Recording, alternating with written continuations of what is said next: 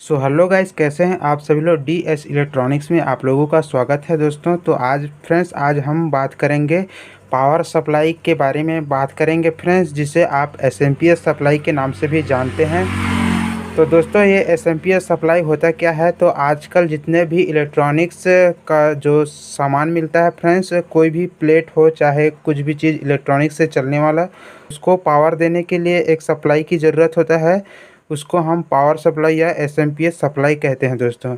तो आज हम इसी के बारे में बात करेंगे फ्रेंड्स, उसका पूरा डिटेल्स बताएंगे। जब हमारे पावर सप्लाई पर कोई दिक्कत आता है तो उसे रिपेयर कैसे करते हैं, उसको समझना किस प्रकार से है, तो इस चीज़ की जानकारी आज के वीडियो में आप लोगों को मिलने वाला है। तो प्लीज़ वीडियो पर लास्ट तक के बने रहिए, और चैनल पर नया हो तो प्लीज़ चैनल को सब्सक्राइब कीजिए और नोटिफिकेशन के बटन को ऑन कीजिए और वीडियो को लाइक कीजिए फ्रेंड्स। तो दोस्तों, पावर सप्लाई हमारा दो प्रकार का होता है। एक ट्रांसफार्मर पावर सप्लाई होता है फ्रेंड्स, जो कि इस प्रकार से ट्रांसफार्मर से जो रिक्वायरमेंट वोल्टेज जो सर्किट को चलाने के लिए बना होता है उसको दिया जाता है। और एक हमारा होता है इस प्रकार से SMPS पावर सप्लाई। फ्रेंड्स, इस पर जो मैकेनिज्म होता है उस चीज़ की जानकारी आज मैं आप लोगों को बताऊंगा, ताकि आपको पावर सप्लाई रिपेयरिंग में कोई भी समस्या ना हो। तो फ्रेंड्स, हम ये वाले पावर सप्लाई को सबसे पहले ले लेते हैं। तो ये देखिए, यहाँ पर हमें 220 वोल्ट इन कराना होता है दोस्तों यहाँ पर। उसके बाद 220 वोल्ट ये सीधा ये फ्यूज के थ्रू फ्रेंड्स यहाँ से जो यहाँ पर देखिए एक फिल्टर कॉइल लगा हुआ है, जो कि AC करंट को प्योर AC में बदलता है फ्रेंड्स। जो हमारे जो बिजली खंभों से आता है AC करंट, उस पर नॉइस वगैरह रहता है, हम उसको प्योर AC करने के लिए इस प्रकार का कॉइल को लगाया जाता है, चोक कॉइल, जो कि इस प्रकार से 4 टांगों में होता है फ्रेंड्स। तो हमें यहाँ पर देखना है। तो यहाँ पर देखिए ये 2 पॉइंट जुड़े हुए हैं, यहाँ का प्रिंट आप देख सकते हैं, यहाँ से आया हुआ है ये, और यहाँ पर है। और यहीं पर देखिए एक चोक कॉइल लगा हुआ है फ्रेंड्स। यहाँ से कॉइल से होता हुआ सीधा यहाँ पर आउटपुट होगा, हमारा ब्रिज रेक्टिफायर होता है फ्रेंड्स। हर पावर सप्लाई पर आप देखेंगे ये सामान आपको लगा हुआ हमेशा देखने को मिलेगा। तो देखिए, ये वाला DD फ्री डिस्क के सप्लाई है। इस पर देखिए ये 4 डायोडों का ब्रिज रेक्टिफायर बनाया हुआ है, और इसमें देखिए ये एक छोटा सा कंबाइन कर दिया है, चिप सिस्टम वाला हो गया है। इसे आप हॉट सेक्शन भी कहते हैं। हॉट सेक्शन इसलिए कहते हैं क्योंकि यहाँ पर हम जब टच करेंगे तो हमें करंट लगेगा फ्रेंड्स, और हॉट सेक्शन के दूसरे तरफ जो कोल्ड सेक्शन होता है वहाँ हम टच कर सकते हैं, वहाँ हमें कोई भी करंट नहीं लगता है। तो दोस्तों, हम देखेंगे कि पावर सप्लाई हमारा काम कैसा करते हैं, उसका किस सिद्धांत पर काम करता है, उसका मैकेनिज्म क्या है, उसको समझेंगे फ्रेंड्स। तो देखिए, मैंने एक पेपर पर ड्राइंग बनाकर रखा हुआ हूँ, जहाँ पर आपको हम समझाएंगे कि पावर सप्लाई जो जितने भी इलेक्ट्रॉनिक उपकरण है फ्रेंड्स, उस पर पावर सप्लाई का यूज होता है। तो वो पावर सप्लाई को किस प्रकार से डिजाइन किया जाता है, और उस पर खराबी आता है तो कहाँ कहाँ पर कैसे कैसे चीज़ को चेक करना है, इस चीज़ की जानकारी हम देंगे। तो देखिए, ड्राइंग पर हम आपको समझाते हैं फ्रेंड। तो दोस्तों, यहाँ पर देखिए, यहाँ पर हम ये 2 पॉइंट है, इस पॉइंट पर हमें 220 वोल्ट इन कराना है फ्रेंड। जब हम यहाँ पर मेन लाइन देंगे तो यहाँ से NTC लगा होता है पावर सप्लाई पर, आप देखेंगे तो आपको पूरा समझ में आ जाएगा। NTC से होता हुआ फ्रेंड्स यहाँ पर हमारा चोक कॉइल होता है, जो कि इस प्रकार के जो दिखते हैं सामान, उसको हम चोक कॉइल कहते हैं, जो कि AC करंट को फिल्टर करने का काम करता है फ्रेंड्स। AC करंट जो हमारे बिजली खंभे से आता है उसको प्योर AC पर कन्वर्ट करता है, मतलब उसको प्योर AC बनाता है। फिर वही प्योर AC करंट हमारे ब्रिज रेक्टिफायर के पास पहुंचता है। तो ब्रिज रेक्टिफायर का काम यही है फ्रेंड्स, AC वोल्ट को DC में कन्वर्ट करना ब्रिज रेक्टिफायर का काम होता है। चूँकि AC वोल्ट हमारा माइनस माइनस सप्लाई होता है फ्रेंड्स, माइनस माइनस बोलते हैं AC करंट को, तो वो हमारा प्लस और माइनस में चेंज करता है ब्रिज रेक्टिफायर। तो हर इलेक्ट्रॉनिक्स उपकरण पर आप ब्रिज रेक्टिफायर आपको देखने को मिलेगा। तो ये जो 4 टांग के होते हैं उसको ब्रिज रेक्टिफायर कहते हैं। 4 डायोडों से भी ब्रिज रेक्टिफायर बनाया जाता है। तो वही ब्रिज रेक्टिफायर को हमने यहाँ पर डिजाइन किए हुए फ्रेंड्स। तो ये प्लस और माइनस पर हमारा एसी करंट कन्वर्ट हो गया फ्रेंड्स, ये अब डीसी हो गया। इधर वाला सेक्शन हमारा एसी था, अब यहाँ ब्रिज रेक्टिफायर से गुजरने के बाद ये डीसी हो गया है, डीसी बोलते हैं इसको।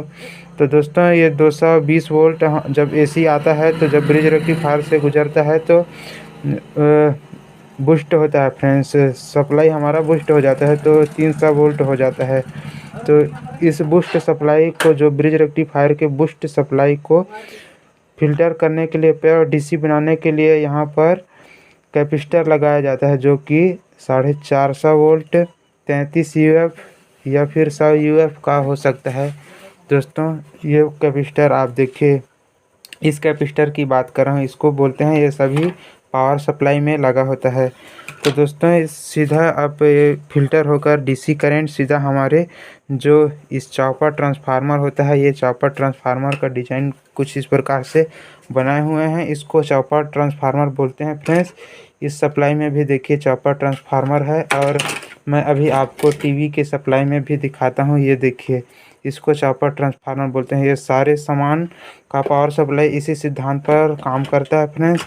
हालांकि पावर सप्लाई को डिजाइन हम STR power supply, STR power supply या फिर ट्रांजिस्टर पावर सप्लाई या फिर मॉसफेट पावर सप्लाई से भी डिजाइन करते हैं फ्रेंड्स। तो उस चीज़ के बारे में हम बाद में बात करेंगे, सबसे पहले इसका मैकेनिज्म को समझ लेते हैं।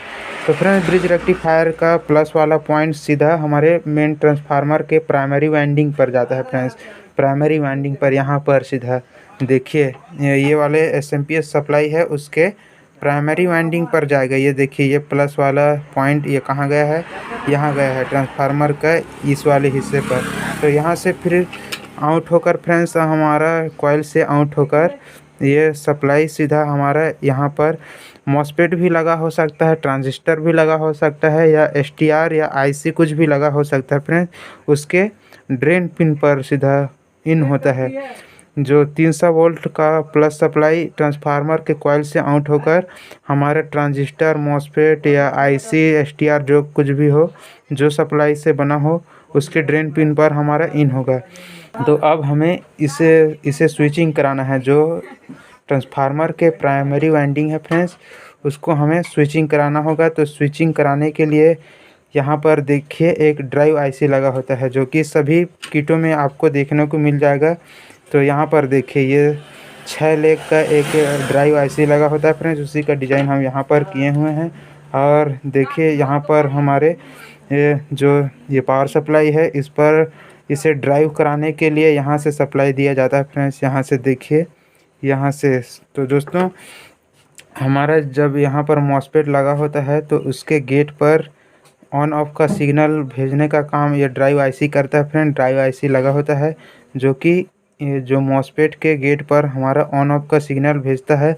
और तीसरा पिन इसका ग्राउंड होता है फ्रेंड्स, जो कि ये मेन फिल्टर कैपेसिटर के माइनस पॉइंट को ग्राउंड कहते हैं, उससे जुड़ा होता है। और इसके गेट पर हमें ऑन ऑफ का सिग्नल मिलता है फ्रेंड्स। जब हमारा ऑन ऑफ का सिग्नल गेट पर मिल जाता है तो यहाँ पर स्विचिंग होने लगता है फ्रेंड। यहाँ पर स्विचिंग का सिग्नल सीधा ट्रांसफार्मर पर जाएगा, तो ट्रांसफार्मर का प्राइमरी वाइंडिंग स्विचिंग होगा फ्रेंड्स। स्विचिंग होने से हमारा यहाँ पर आउटपुट निकलेगा।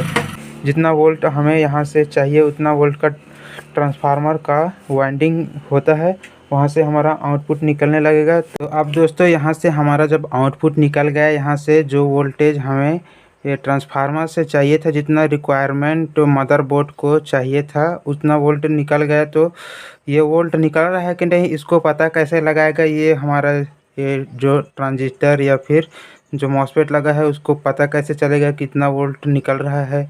अगर कम निकलेगा तो ये कैसे करेगा, तो इसको पता करने के लिए इसका ऑटो कपलर लगा होता है। ऑटो कपलर सभी इलेक्ट्रॉनिक्स जो पावर सप्लाई सेक्शन होते हैं वहाँ से ऑटो कपलर से सेंस किया जाता है फ्रेंड्स। जो आउटपुट निकलता है वहाँ से रेजिस्टेंस लगकर यहाँ पर ऑटो कपलर को सेंस करता है। ऑटो कपलर कि यहाँ पर इतना वोल्ट निकल रहा है, 12 वोल्ट निकल रहा है, इसको ये पता लगाएगा ऑटो कपलर। फिर ये ऑटो कपलर ये अगला सिग्नल जो ड्राइव आईसी होता है फ्रेंड्स उसको देगा कि हाँ भाई कि यहाँ पर प्रॉपर 12 वोल्ट निकल रहा है कि 9 वोल्ट निकल रहा है। आप इस मॉसफेट को बताइए कि आपको थोड़ा कम स्विचिंग करना है या फिर ज़्यादा स्विचिंग करना है। इस वाले मतलब सिग्नल फ्रेंड्स मैं आपको देसी तरीक़ा से बता रहा हूँ ताकि आपको प्रॉपर समझ में आ जाए। तो ऐसा काम करता है ये ड्राइव आईसी। तो ड्राइव आईसी इसको बोलेगा भाई आप स्विचिंग कम कर रहे हैं, वोल्टेज कम निकल रहा है यहाँ से, तो आप थोड़ा अपने स्विचिंग को बढ़ा दीजिए। दोस्तों ये ड्राइव आईसी का काम क्या है कि हमारा जो यहाँ पर ट्रांजिस्टर या मॉसफेट लगा होता है उसको जानकारी पहुँचाना है कि फ्रेंड्स आप भाई आउटपुट पर आपका जो स्विचिंग वाला काम है वो कम हो गया है, कि यहाँ पर 9 वोल्ट निकल रहा है तो आप थोड़ा सा अपना स्विचिंग बढ़ाइए। इस प्रकार से सिग्नल इसके गेट पर देता है फ्रेंड्स। ये जो हमारे ट्रांजिस्टर के उसके बेस या फिर मॉसफेट के गेट पर ये सिग्नल इस प्रकार से मतलब अपनी जो इसका मैकेनिज़्म है उससे सिग्नल भेजेगा, जिससे ये स्विचिंग इसका बढ़ जाएगा और फिर यहाँ पर प्रॉपर 12 वोल्ट मिलने लगेगा।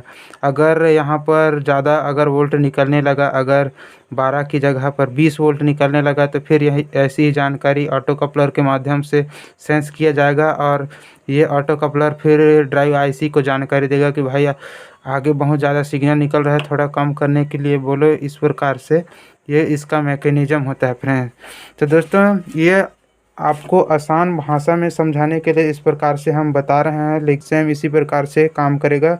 भले ही इसके बीच पर जो रेजिस्टेंस ट्रांजिस्टर वगैरह फिल्टर और बहुत कुछ लगा होता है, लेकिन इसका मेन काम करने का तरीका यही है। तो दोस्तों अब हम देखेंगे कि जब हमारे इसके फॉल्ट के बारे में बात करेंगे फ्रेंड्स। जब हमारे पावर सप्लाई पर कोई फॉल्ट आता है, आगे आउटपुट नहीं मिलता है, तो उस हमें कहाँ कहाँ पर चेक करना है उस चीज़ के बारे में हम बताएंगे। तो दोस्तों हम इसके फॉल्ट के बारे में बताते हैं। तो सबसे पहले तो आप मेन लीड वायर को जो बाहर से आएगा फ्रेंड मेन लीड वायर, उसको हमें प्रॉपर चेक करना है और यहाँ पर 220 वोल्ट सबसे पहले चेक करना है। उसके बाद फ्रेंड्स जो कि इस फिल्टर कॉइल लगा हुआ है उसके आउटपुट वाले पिन पर हमें 220 वोल्ट मिलना चाहिए। और वही 220 वोल्ट हमें कहाँ पर मिलेगा, ब्रिज रेक्टिफायर के जो एसी पॉइंट होते हैं वहाँ पर 220 वोल्ट को चेक करना है मल्टीमीटर से। अगर वहाँ पर नहीं पहुँच रहा है तो आप फ्यूज को देखिए, जो एनटीसी लगा होता है उसको देखिए, वहाँ तक कि आप यहाँ तक के आपको चेक करना है। 220 वोल्ट यहाँ पर चेक करना है, अगर नहीं मिलेगा तो बाकी के चीज़ को चेक करना है। तो फ्रेंड्स उसके बाद हमें मेन फिल्टर पर देख लेना है, डीसी वोल्ट यहाँ पर स्टोर होता है, तो यहाँ पर हमें 300 वोल्ट के करीब वोल्टेज मिलेगा फ्रेंड्स। 220 वोल्ट इन कराए एसी वोल्ट, और डीसी हमें जो ब्रिज रेक्टिफायर के बाद वो मिल रहा है वोल्टेज वो 250 वोल्ट है। तो हमें इस वाले कैपेसिटर को देखना है फ्रेंड्स कि ये फिल्टर नहीं कर रहा होगा, इसी कारण से सप्लाई बूस्ट नहीं हो रहा होगा। तो इस फिल्टर को आपको देख लेना है। उसके बाद हमें इस जो ट्रांजिस्टर लगे होते हैं यहाँ पर ट्रांजिस्टर या फिर मॉसफेट, उसके ड्रेन पिन पर फ्रेंड हमें वो 300 वोल्ट जो मेन फिल्टर पर चेक करेंगे वहीं यहाँ पर मिलना चाहिए। उसके ड्रेन पिन पर जो STR ट्रांजिस्टर या मॉसफेट लगा होता है उसके ड्रेन पिन पर 300 वोल्ट मिलना चाहिए।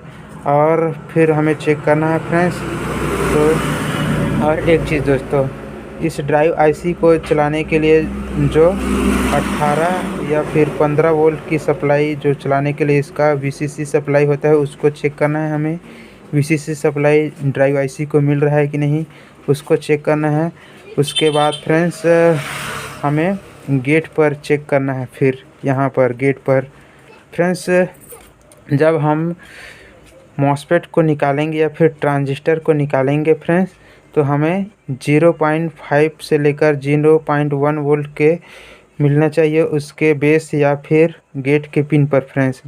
जो इसके गेट के पिन होता है वहाँ पर हमें 0.1 से लेकर 0.5 वोल्ट के करीब यहाँ पर मिलना चाहिए, यही वोल्टेज मिलना चाहिए। अगर यहाँ पर 1 वोल्ट भी आ गया तो हमारा ये ट्रांजिस्टर या मॉसफेट जो भी यहाँ पर लगा है ख़राब हो सकता है, क्योंकि स्विचिंग करने का इसको ज़्यादा ट्रिगर मिलेगा फ्रेंड। मतलब तो दोस्तों, इसमें पावर सप्लाई को रिपेयर करने के लिए आजकल बहुत सारे मॉड्यूल बन चुके हैं। उन मॉड्यूलों का कनेक्शन किस प्रकार से होते हैं, कैसे करते हैं, पावर सप्लाई को ठीक कैसे करते हैं, मॉड्यूल कौन कौन से होते हैं, इस पर हम वीडियो प्रॉपर बना चुके हैं। अगर आप उस वीडियो को नहीं देखे हैं तो हमारे चैनल पर जाकर वीडियो को देख लें। उसका लिंक मैं अपने डिस्क्रिप्शन पर दे दूंगा फ्रेंड्स, वहां जाकर आप उसका कनेक्शन सीख सकते हैं।